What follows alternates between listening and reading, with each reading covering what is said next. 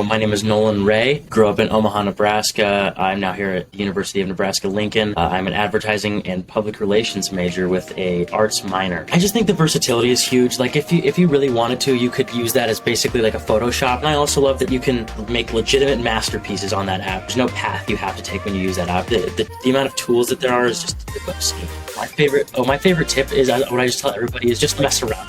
Too often I saw myself just sitting down and like getting discouraged because the final product didn't look great. It took me forever to figure out, how to actually drag the color of the drawing. I had to Google that probably like 6 individual times. But it's just messing around with it, failing. To be okay with not being great at it at first. That's how it is with everything though. You gotta be willing to fail.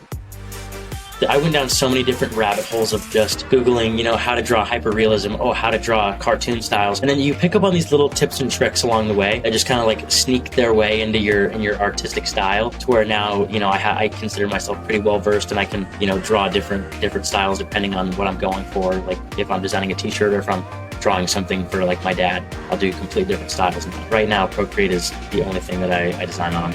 There's the YouTube videos. It's great. Learning from other people is huge. Also, something I noticed too, drawing on an iPad with the Apple Pencil, I felt like it didn't feel like paper. Like it felt really unnatural at first. And so I got one of these gloves. It's actually the best thing I've ever purchased in my entire life because now it's like my hand just like glides across the iPad like very smoothly. Whenever I wasn't using it, I either one was drawing on the iPad with my palm on accident. I was creating a whole bunch of smudges and it was just harder to like not get squiggly lines when I was trying to draw a straight line. That honestly is my #1 tip is go get yourself one of these like $3 anti-scuff things for your iPad. So if you're having a rough transition moving to, purely graphic designing, I think it's a great segue. Just because of the whole cultivation as an artist, you really have to just start. Like I personally couldn't draw until I was like a sophomore in high school. I don't know what happened. I was just in art class and she told me to like stare at the outline of my thumb and then try to draw it.